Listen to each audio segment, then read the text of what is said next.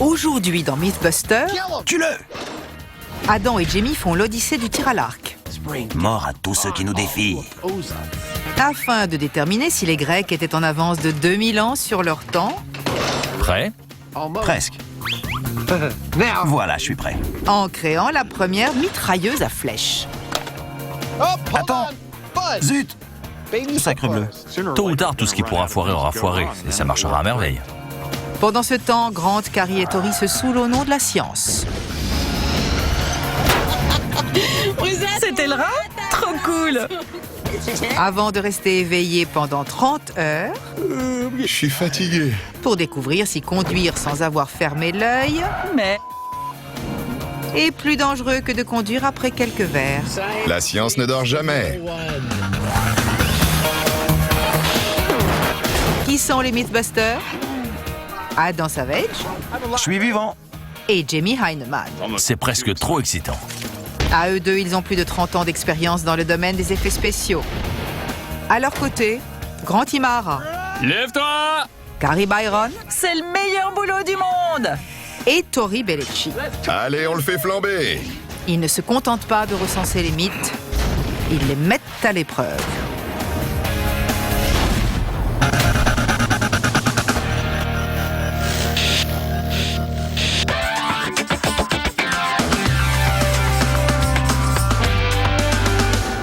J'ai une bonne idée. Quoi donc? Une mitrailleuse à flèches. Tu veux dire comme une arme automatique moderne, mais qui tirerait des flèches? Ouais, mais elle est loin d'être moderne. Ce modèle aurait été construit par Dionysos l'Ancien il y a plus de 2300 ans, quand t'étais encore tout petit. Je m'en souviens comme si c'était hier. Les flèches étaient l'arme de choix des Grecs antiques. Mais ont-ils vraiment créé un engin capable de tirer des flèches en rafale? Et l'histoire dit que c'est possible, mais les Mythbusters ne se fient jamais à l'histoire. Qu'est-ce qu'on sait de cet appareil? Selon les documents, cet appareil pouvait tirer une flèche sur plus de 180 mètres, en plus d'être extrêmement précis. Et la vitesse de tir? En général, les historiens s'accordent pour dire que la vitesse de tir était de 5 flèches à la minute. Et la construction? Il y a des notes concernant certaines parties précises de sa construction qu'il faudra respecter. Tu sais quoi? Ça m'a tout l'air d'être un projet sympa. Je suis d'accord. Ce projet est fait sur mesure pour les Mythbusters. Bien que les livres d'histoire mentionnent les 3 caractéristiques mythiques de cet engin, on n'en a jamais retrouvé de traces. Va-t-il s'avérer à la hauteur de sa réputation ou n'est-ce que de la poudre aux yeux? Les références historiques sont assez éparses. La description est celle d'une arbalète automatique dotée d'une manivelle, de pignons, d'une chaîne, d'un sillon en spirale et d'un tambour qui extrait les flèches du réservoir et tire jusqu'à ce qu'il soit vide. C'est tout ce qu'on a comme information. Mais un plan sommaire n'est pas suffisant pour dissuader nos génies du bricolage. En fait, ils préfèrent ne pas avoir de plan précis pour réaliser ce défi d'ingénierie antique. Vu l'époque, on peut présumer que l'engin était en bois et qu'il faisait intervenir une plateforme stable où le mécanisme était posé. La structure devait donc être assez grande et solide. Tandis que Adam assemble les morceaux de bois, Jamie se concentre sur le cœur de l'arme, c'est-à-dire l'arc. La première chose à déterminer, c'est ce qui propulsait les flèches. On a choisi l'option la plus sûre et simple, à savoir un arc à double courbure. Adam a terminé la charpente et il a ajouté un bras coulissant, la base du mécanisme de répétition. Et voilà. Pas mal. Puis il place l'arc de Jamie et ajoute la corde. Là, c'est bon? Ouais. Adam n'a plus qu'à trouver la façon de tirer une flèche, en charger une autre et tirer à nouveau. Voici le problème que je dois résoudre. Ma glissière doit avancer de 60 cm, agripper la corde de l'arc, la ramener vers l'arrière et la libérer à un certain point. Je crois avoir trouvé le mécanisme approprié. Cette double épaisseur de contreplaqué représente les 2 épaisseurs de ma glissière. Elle va avancer et prendre la corde au passage. Puis, elle va la tirer jusqu'à cette petite dénivellation qui libérera la corde.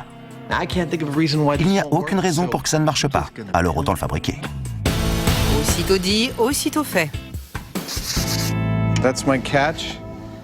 J'ai fabriqué un crochet qui avance, attrape la corde, la tire en arrière et la relâche. Super. C'est cool, hein? Il revient en place sous l'effet de la gravité. Pas de ressort ni de mécanisme. C'est une solution ingénieuse qui lui vaudrait les hommages de n'importe quel archer. Mais que reste-t-il à faire? Selon les archives, le mécanisme utilisait des pignons et une chaîne afin de créer le mouvement répétitif nécessaire à tout engin automatique.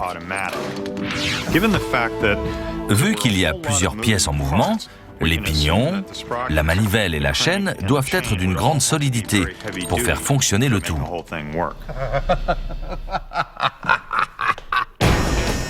Maintenant qu'ils ont la force qui l'alimente, Jamie ajoute un ingénieux système de chargement automatique. Cool. Ça marche comme sur des roulettes. En plus du chargeur de flèches, Adam installe une manivelle Sympa. Et facile à manier. et la touche finale, une figure de proue menaçante. On va lui ajouter un peu de personnalité. Là, regarde-moi ça. C'est tout ce qui lui manquait. Leur engin retors est maintenant terminé. Mais au fait, comment va-t-il réellement semer la terreur? Voilà comment ça marche. On remplit le chargeur de flèches comme ceci. En tournant la manivelle, je fais tourner les pignons et la chaîne, ce qui actionne la glissière. Cette dernière fait tourner le sillon en spirale, qui extrait une seule flèche du chargeur et la place en position de tir. Simultanément, la corde est tirée vers l'arrière et au moment même où la flèche est en place, le mécanisme relâche la corde et tire la flèche. C'est ce qui devrait se passer en théorie et après 4 jours intenses de fabrication, il est temps d'inaugurer cette arbalète automatique. Essayons. Allez. Et d'une. Ça me paraît bien. Tout a l'air de marcher. Et de deux. Ça fonctionne. Ils ont tiré 3 flèches en plein sur la cible. Ça marche. Mais ce bref exercice de tir réussi n'est pas synonyme de victoire. Ils devront tester l'engin à l'extérieur. Allez mon gars, c'est parti.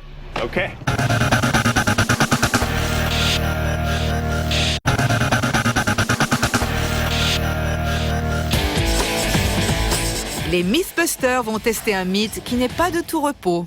Le mythe d'aujourd'hui, c'est que conduire en étant fatigué est plus dangereux que de conduire éméché. Encore plus dangereux? Oui, apparemment. Le manque de sommeil affecte le cerveau de façon plus significative que quelques bières.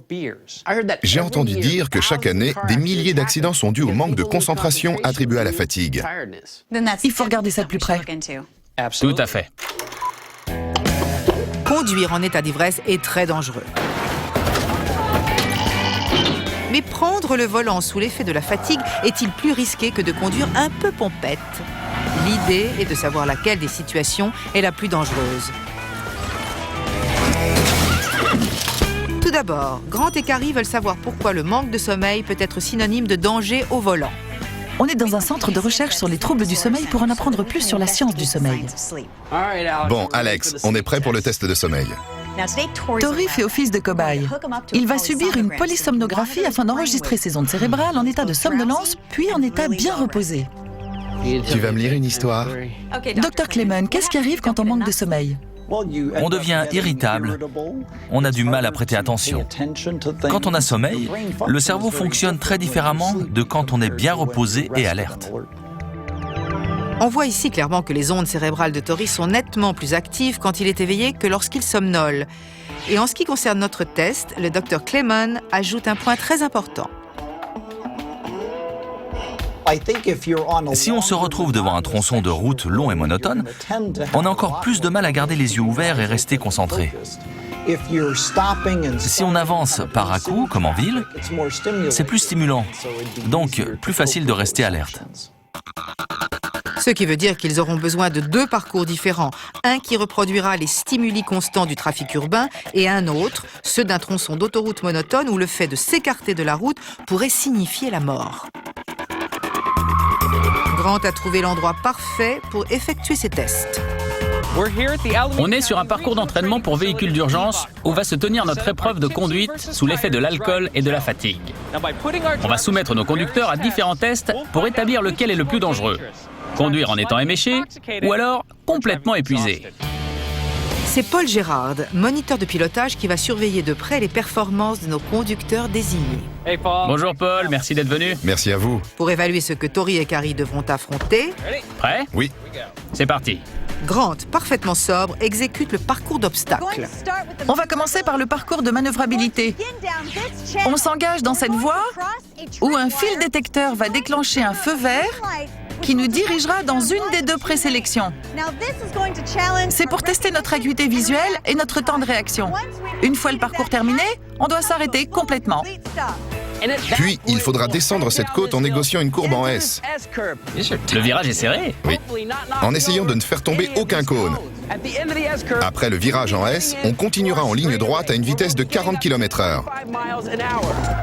Après la conduite en ligne droite, il y aura le slalom pour tester leur maîtrise du volant, suivi d'un demi-tour et enfin... Il faudra faire un créneau entre ces deux voitures. Mais ce n'est pas tout. Bravo. Il reste le parcours monotone. Il faut effectuer 25 tours de piste pour simuler une route ennuyeuse.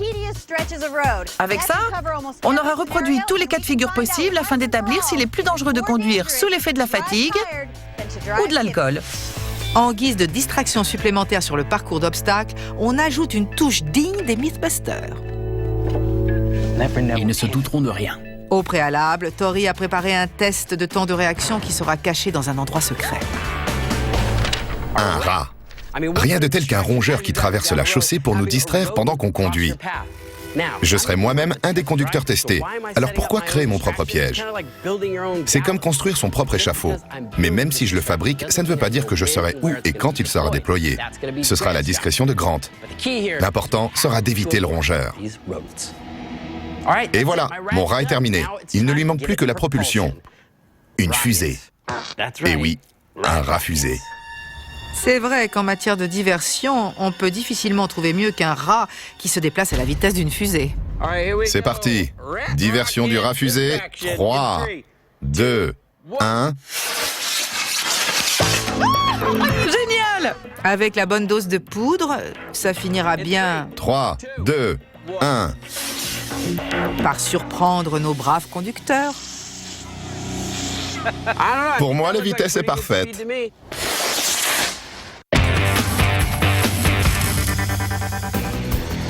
Adam et Jamie quittent l'atelier pour tester leur prototype d'arbalète archaïque. On tourne dans le sens des aiguilles d'une montre. C'est si dur de trouver des bons esclaves. Enlève. Jusqu'à maintenant, ça a fonctionné à l'atelier. Mais ce n'est pas suffisant. Il faut tester l'engin sur le terrain. Alors nous voici dans un champ. Il y a environ 200 mètres entre notre arme et un temple romain érigé pour l'occasion. Le moment est venu d'évaluer la portée et la vitesse de tir de ce truc. Voici les critères selon lesquels on va évaluer notre arbalète automatique. Elle doit avoir une portée de tir de plus de 180 mètres. Elle doit tirer au moins 5 flèches à la minute et pouvoir atteindre une cible de la taille d'un être humain. Le premier test sera celui de la portée. Tu es prêt? Presque. Voilà, je suis prêt. Joli casque. Merci. Sans plus attendre, Jamie tourne la manivelle Feu. et perd une flèche. Oh non, mec! Elle est passée par-dessus? Je ne crois pas, mais je n'ai pas vu où elle a atterri. Je l'ai perdue de vue. Allons voir. Pour un premier essai, c'est impressionnant. Mais après avoir cherché la flèche, les Mythbusters sont encore plus impressionnés. La voilà. Waouh! Super! La tête a été sectionnée. Je pense qu'elle a dû frapper le toit. On est à 210 mètres de l'arme. C'est une portée tout à fait respectable pour un engin destiné à un champ de bataille. Notre arme a tiré une flèche à 210 mètres. Elle a donc passé le test de portée haut la main. À présent, il reste les tests de vitesse de tir et de précision. Le premier critère mythique est plus que respecté par cette merveilleuse machine. Il s'accorde donc un peu plus de place pour le deuxième test. Ça m'a l'air bien. Il nous faut une cible sur laquelle tirer. J'ai trouvé ce type qui se cachait dans les buissons. Je me suis dit qu'il ferait une bonne cible. Notre centurion romain attend à quelques 250 mètres d'ici. On s'apprête à charger notre arme automatique avec toutes ses flèches pour essayer de le frapper. Bon, 10 flèches aussi vite que possible. Prêt? 3, 2, 1, go! Feu! Génial! Attends! Arrête, arrête! La deuxième flèche est restée coincée. Il faut le ramener vers l'avant. Rien ne sert de courir, il faut effectuer un bref ajustement et réessayer. Feu! C'est un jouet pour grands garçons. Arrête, arrête! Mais au deuxième essai, il rencontre le même problème. Le problème, c'est que le crochet n'attrape pas la corde de l'arc. On resserre la pièce fautive et le test peut se poursuivre. Cette fois, ça va aller. 10 flèches à la suite. 3, 2, 1, go! Ouais! Et d'une! Il s'est rechargé. C'est bien. Ouais, une troisième. Allez! Ah, ça n'a pas marché. Malheureusement, on dirait qu'il n'y a pas que la corde qui fait défaut. Ce n'est pas très rapide. Il faut qu'on règle un ou deux défauts. J'ai une bonne et une mauvaise nouvelle. La bonne, c'est qu'au niveau de la portée, notre arme automatique a dépassé toutes mes attentes. On a blessé Achille. Non, on ne l'a pas touché au talon, mais à la plante du pied. La portée est impressionnante, ce qui devait en faire une excellente arme à l'époque. La mauvaise nouvelle, c'est que la mécanique qui rend l'arme automatique n'est pas au point. La mécanique est délicate. Attends, arrête! Elle s'est déréglée à plusieurs reprises. Elle n'a pas tiré aussi rapidement qu'on l'espérait, et la précision laisse à désirer. Il faut qu'on retourne à l'atelier pour revoir certains éléments essentiels.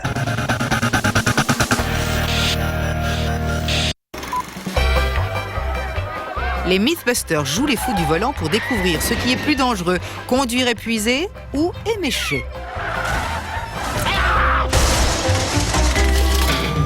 Ils commencent par le test de conduite sous l'effet de l'alcool. Sous supervision adéquate, bien sûr. Monsieur l'agent, merci d'avoir accepté de nous aider. Il n'y a pas de quoi. Voici 45 millilitres d'alcool, ce qui équivaut à un shot. C'est ce qu'on va boire pour être pompette.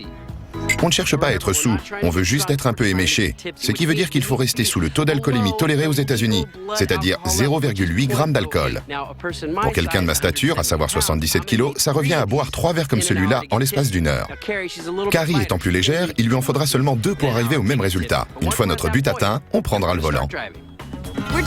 Cette expérience est menée sous la supervision de la police. On ne cautionne aucunement la conduite en état d'ébriété. Au contraire, on va se servir de ce test pour illustrer à quel point il est dangereux de conduire en état éméché. Ce qui suit est aussi dangereux que tout ce qu'on présente dans cette émission. C'est indubitablement dangereux. Suite à l'ingestion de la quantité d'alcool requise, Carrie est à 0,6 à l'alcotest. Pompette sans être ivre. Parfait. Bon, on t'évaluera d'ici. On va aller se mettre à l'abri derrière les garde-fous. Bonne idée. Juste en dessous de la limite légale, notre Carrie éméché doit négocier le parcours d'obstacles à une vitesse de 24 km/h. Paf, un cône, 2 points. Dès le départ, ça ne fait aucun doute que l'alcool affecte sa conduite. Là, un autre dans le coin. Elle heurte 2 cônes en l'espace de 30 secondes avant d'écraser sauvagement un rongeur. C'était le rat? Trop cool.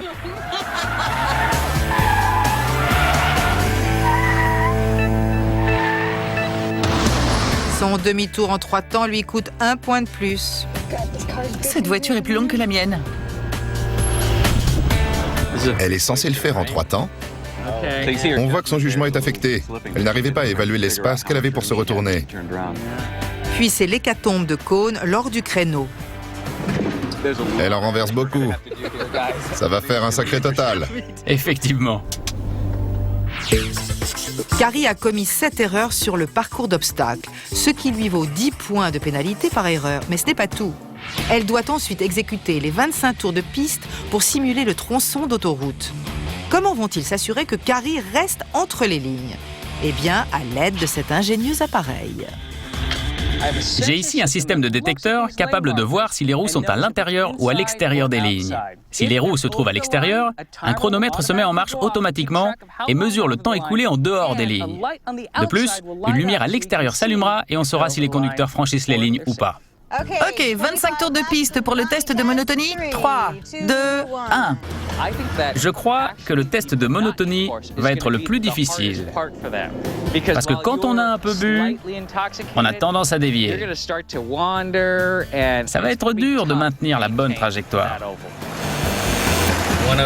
Et d'une, Chaque fois que la voiture touche la ligne, l'appareil de Grant et la voiture de derrière enregistrent l'infraction. Elle a mordu longtemps, là. Rester entre les lignes s'avère difficile pour Carrie. une de plus. Après les 25 tours de piste, on va savoir à quel point ça a été difficile. C'est terminé, arrête-toi. Ouf. Bon, comment elle s'en est sortie? Lors de la conduite monotone, elle a mordu les lignes 104 fois. Quoi? Ouais. Et pour un total de 58 secondes. J'ai eu l'impression de conduire entre les lignes tout le long du parcours. Carrie a erré hors des lignes et théoriquement face au trafic en sens inverse à 104 reprises, ce qui lui vaut un total de 232 points de pénalité pour le test de conduite en étant éméché. En gros, le mythe confirme qu'il en faut peu pour me saouler et nuire à mes capacités. Je n'ai consommé que très peu d'alcool, mais je suis un poids plume. C'est clair que ma conduite a été affectée. Je l'ai su dès que je suis montée dans la voiture. Maintenant que Carrie a terminé son test, c'est au tour d'un Tori aussi éméché de prendre le volant. Parfait. 0,6. Tori compte combattre l'effet de l'alcool à force de volonté. Je ne fais qu'un avec la voiture. Je ne fais qu'un avec la route. Même si au début ça semble fonctionner, une surprise vient entacher son parcours jusqu'ici sans embûche. Je viens de tuer un rat. Je me sens tout à fait bien.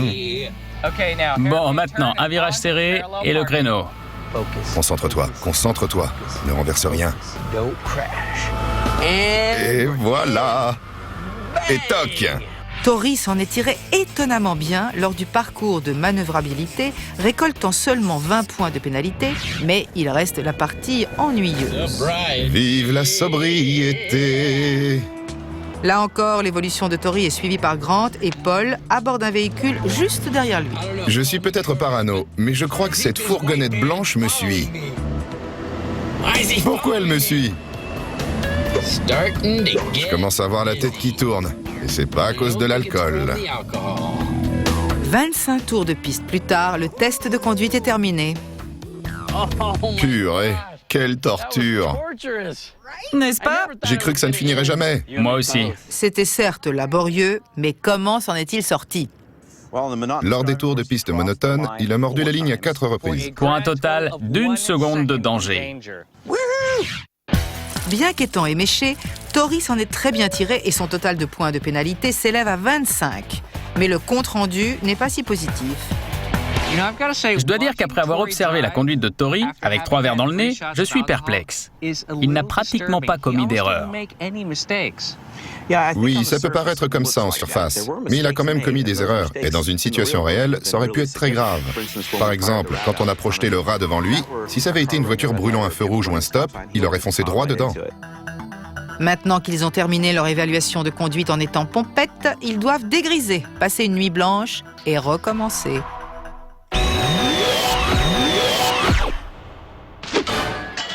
Les Grecs antiques n'avaient pas que des épées et des sandales. Ils ont aussi inventé des machines de guerre ingénieuses. C'est bien. Mais ont-ils créé la première mitrailleuse? Vous êtes de bons esclaves, râpe de viande pour tout le monde. Bon, on a du pain sur la planche. Ouais, mettons-nous tout de suite à l'ouvrage. Les Grecs ont probablement eu des siècles pour y arriver, mais les Mythbusters n'ont que 48 heures pour mettre leurs armes au point. Qu'est-ce que ça donne? Je crois que c'est beaucoup mieux. Ensuite, ils installent des roues à l'engin ainsi qu'un levier géant de direction. Pas mal du tout. Pendant ce temps, Jamie se concentre sur le problème du chargeur. Il passe la journée à régler les défauts, appliquer du lubrifiant et tester la manivelle. C'est beaucoup plus rapide qu'hier. Tu veux un verre d'eau? En tout cas, c'est physique. Effectivement. Et ils apportent encore un élément. Adam décide d'ajouter un rapporteur d'angle. Faisons un test de tir. D'accord. On pourrait essayer un angle qui nous donnerait environ 200 mètres de portée, disons 15 degrés. D'accord. Avec la cible en vue, Bien. Jamie remonte la machine perfectionnée. Cool. On a mis dans le mille. Voyons si elle se recharge. Au début, les changements apportés fonctionnent à merveille. Bien. Encore une.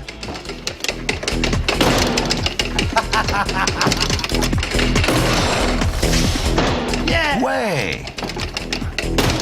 Oh, arrête. Raté. Jusqu'à ce que la machine retrouve son problème initial. Il y a un souci inhérent à ce genre d'engin. Il y a tant de pièces en mouvement que la moindre petite chose qui se dérègle crée un problème majeur capable de tout enrayer. Pour trouver la solution, ils procèdent par tâtonnement. Nos amis commencent par remplacer la corde de l'arc. C'est quoi ça? Ce truc s'était jamais comporté comme ça. Puis, ils ajustent le mécanisme de recharge. Et enfin, ils élargissent la rainure destinée à la flèche. La flèche est bien chargée. C'est bien, continue. C'est parfait. Encore une. Parfait. Arrête, on a exécuté 3 tirs magnifiques. Je crois qu'on est arrivé au bout de nos peines. Il était temps, non? Étant venus à bout de tous les problèmes, du moins pour l'instant, les Mythbusters célèbrent leur victoire en donnant une apparence plus festive à leur magnifique engin. Regarde, c'est magnifique. Splendide, mon cher ami.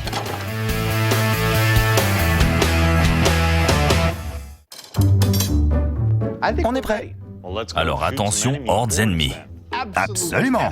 Hordes ennemies, en garde.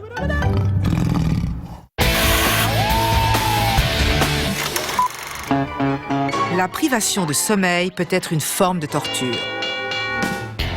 Mais le fait de conduire sans avoir fermé l'œil est-il plus dangereux que de conduire après avoir bu quelques verres? On a testé la conduite en étant éméché. À présent, on va tester la conduite en étant fatigué. On va donc passer une nuit blanche. On a installé quelques trucs dans l'atelier pour nous faciliter la tâche. On a un tapis de course. Ça va stimuler notre circulation sanguine et j'espère que ça nous maintiendra éveillés. On a aussi une table de ping-pong. On jouera toute la nuit. Et on a installé un salon. Il y a une télé. On peut jouer à des jeux vidéo. De plus, comme on va passer la nuit ici et qu'il n'y a pas de chauffage, on va se les geler et ça nous aidera à ne pas nous endormir. Plus je parle de cette expérience, moins j'ai envie de la faire. Il est 21h.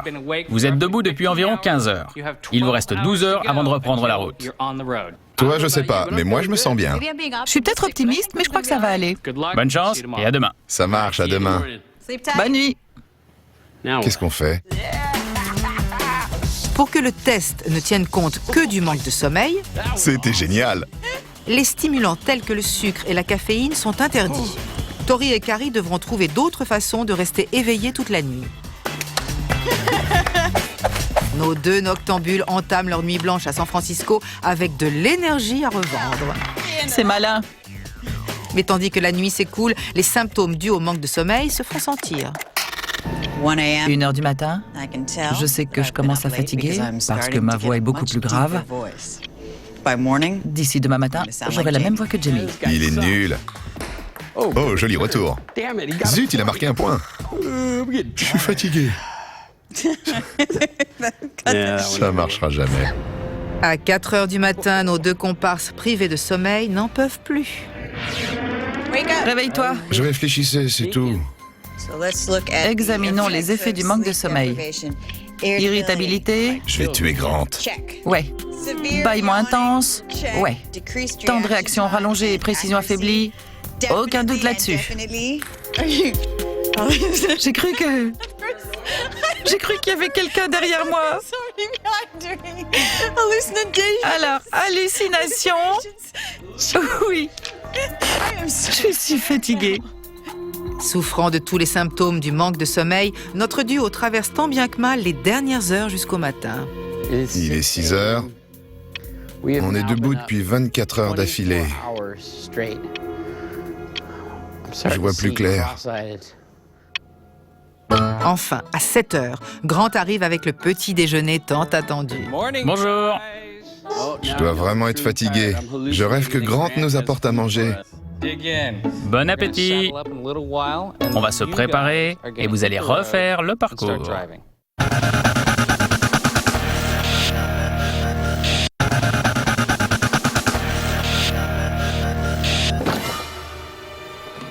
On a réglé les problèmes de notre mitrailleuse à flèches et on est enfin prêt pour les tests. Mais à quoi va-t-on comparer sa performance en termes de vitesse et de précision? Il nous faut un point de comparaison. Ce point de comparaison, le voici. À l'heure qu'il est, Brady Ellison est le meilleur archer des États-Unis. C'est donc la référence rêvée pour juger de l'efficacité de notre arbalète automatique. L'armée va en retraite. Les Mythbusters s'attaquent aux 2 derniers critères et en ajoutent encore un. La machine est-elle plus performante qu'un archer en chair et en os? Pourquoi se casser la tête à fabriquer un truc si un homme peut faire mieux? Brady, tu dois toucher les 5 soldats le plus rapidement possible. Tu es prêt? Pas de problème? Bon, allons-y. Je sais ce que vous pensez.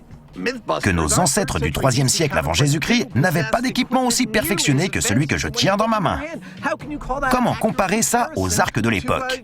Eh bien, ça peut paraître sophistiqué, avec tous ces trucs brillants qu'on a ajoutés, mais en gros, d'un point de vue mécanique, le fonctionnement est exactement le même que celui des premiers arcs. Enfin, c'est notre argument et on n'en déroge pas. Brady, l'ennemi est à nos portes. Tu peux commencer à tirer.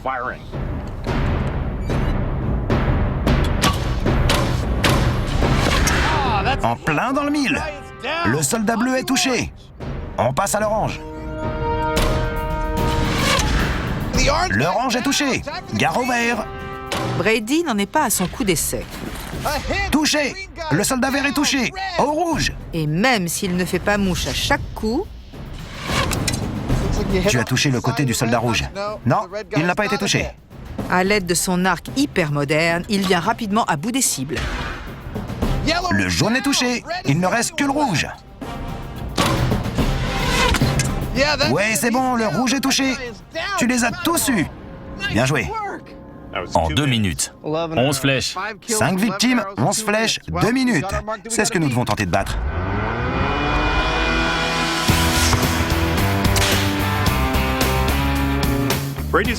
Brady va être difficile à supplanter. On va tirer plus de flèches durant le même laps de temps, mais on ne sera pas aussi précis. On va privilégier la quantité à la qualité. Là, on y est.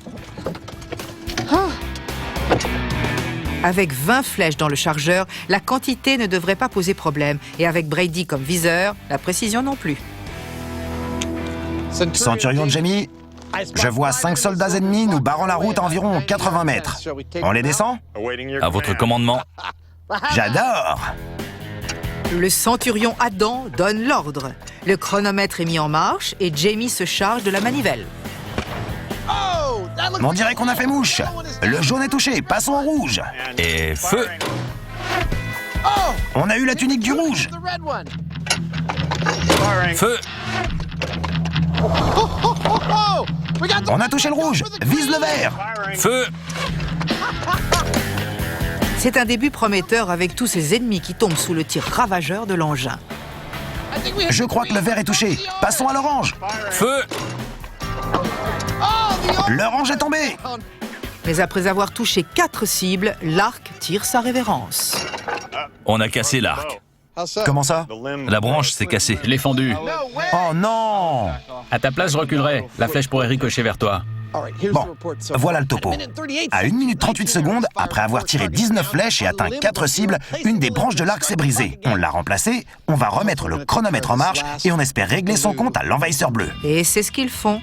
Une fois le nouvel arc installé, ils remettent le chronomètre en marche et visent. C'est bon. Allez! Feu! Oh, presque. Ce soldat, c'est le diable en personne. Feu! Attendez, on a un problème. Un problème de chargement. Encore une fois, le mécanisme a un problème, mais il refuse d'abandonner avant d'avoir trucidé le soldat bleu.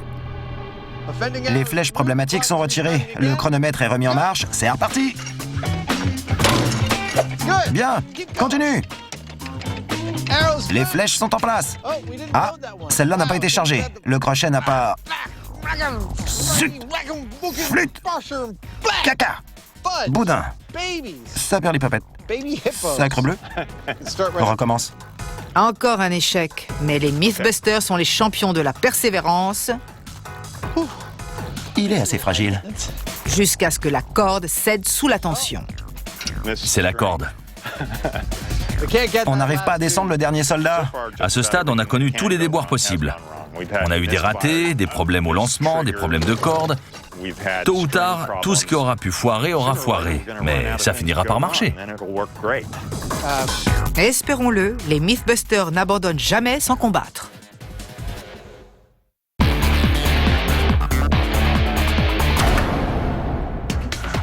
Notre duo n'a pas fermé l'œil depuis un bout de temps.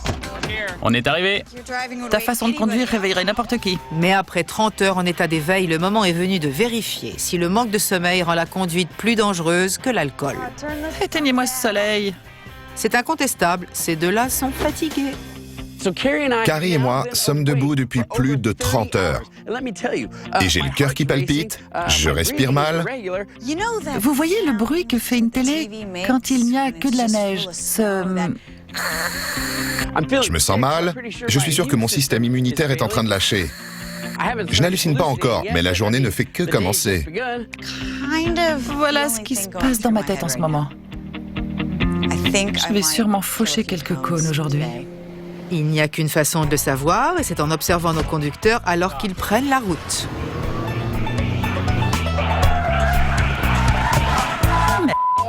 Elle l'a frappé de plein fouet. Comme elle l'avait prédit, Carrie renverse des cônes, mais pas autant qu'on pourrait le croire. Elle m'a l'air bien plus prudente. Regardez comme elle roule lentement. Contrairement aux tests réalisés en étant pompette, Carrie conduit très prudemment et elle respecte la limite de 24 km/h. Ouais, on dirait une personne différente. Très différente. Cette fois-ci, elle a le temps de réagir et d'éviter le rat. Et même si elle fait son demi-tour en 4 temps, son créneau est bien mieux. C'était très bien. Pour ce qui est du parcours d'obstacles, Carrie fait beaucoup mieux fatiguée qu'éméchée. Mais qu'en sera-t-il du test de monotonie? Prête pour le test du parcours monotone sous l'effet de la fatigue? C'est parti! Épuisée, Carrie trouve ce test tellement ennuyeux qu'elle a du mal à rester éveillée. Elle a mordu. De beaucoup. À gauche. Chaque fois qu'elle s'endort momentanément, l'appareil qui surveille les lignes s'active. J'ai l'impression d'en être au 100e tour de piste. Carrie complète enfin ses tours de piste, ce qui marque la fin de son test de conduite. Fin du test de conduite sous l'effet de la fatigue. Bravo, Carrie. Mais avant de dévoiler son résultat final, c'est au tour de Tori. Je n'ai qu'une envie, aller me coucher. Comparé à son dernier parcours qui ne comptait que peu d'erreurs, il s'en tire beaucoup moins bien. Il a renversé un cône. C'est bien renversé. Là encore, il fauche le rongeur. Et lors du slalom, même s'il ralentit, On n'entend pas les pneus crisser. Il avance très lentement. sa direction laisse à désirer. Il réussit son demi-tour avant d'entamer... Le créneau sans accrocher la voiture du shérif. Par rapport à Carrie, Tori écope de 50 points, plus du double de son score sous l'effet de l'alcool. Mais est-ce que la fatigue va affecter sa conduite sur le circuit monotone? C'est parti. Au début, Tori est alerte et conduit bien. La science ne dort jamais. C'est limite, hein? Ouais. Il n'a pas mordu. Non. Mais en accumulant les tours de piste, sa concentration diminue. Oups, je me suis endormi. Oui, tout comme Carrie, ces brefs moments d'égarement font que Tori déborde sur les lignes et le cas de figure se répète. Dans les lignes droites, on se détend, sans se soucier des virages. Et c'est là qu'on s'endort. Après avoir fait 25 tours de piste, il peut enfin arrêter de tourner en rond. Youpi! Bon sang, c'était dur. Ça, c'est sûr. Mais à quel point la monotonie de la route a-t-elle affecté notre duo épuisé? Il est évident que vous êtes très fatigué là. Carrie, tu es passé d'1 minute à plus de 5 minutes en dehors des lignes. Et Tori, d'1 seconde, tu es passé à plus d'1 minute en dehors des lignes. Ce sont des résultats consternants. Il n'y a aucun doute que Tori et Carrie ont commis plus d'erreurs en conduisant sous l'effet de la fatigue. C'était encore plus marqué lors du parcours monotone où Carrie a fait 3 fois plus d'erreurs et Tori presque 10 fois plus. On dirait que le mythe est confirmé. Ouais. Non seulement conduire sous l'effet de la fatigue est aussi dangereux que de conduire éméché, mais c'est pire. Conduire en étant éméché est à la limite de l'illégalité. C'est extrêmement dangereux. On a établi que de conduire fatigué est encore plus dangereux. Si vous avez besoin de faire une pause, si vous devez vous arrêter pour faire une sieste, n'hésitez pas. Car sinon, vous vous exposez, ainsi que tous les autres, à une situation dangereuse.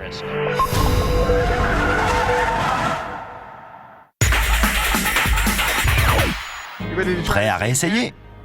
Ouais, j'étais un peu remonté, mais je crois que ça va aller cette fois. Un peu remonté? Joli jeu de mots. Allez, tu m'en mets. Oh, presque. En recharge. Non, arrête. Encore une tentative avortée, mais elle permet aux Mythbusters de comprendre là où le bas blesse. Je n'y avais pas pensé, mais quand tu butes ici, le crochet redescend et n'arrive pas à prendre la corde. Ah, je vois. Après avoir tiré, ralentis un peu jusqu'à ce qu'on passe ce point, et ensuite, envoie la sauce. Le problème pouvait-il être causé par une manivelle capricieuse? Ça recharge, c'est bien. Pour le confirmer, ils remettent le chronomètre en marche. C'est parti. Touché. On passe au suivant. On charge et on accroche. En plein dans le rouge.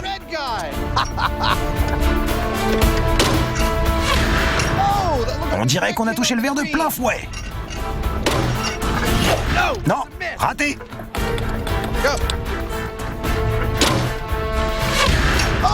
On a eu l'orange. Allez, plus qu'un.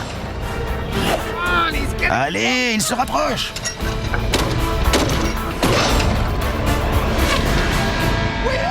On a eu le bleu. Le bleu est mort.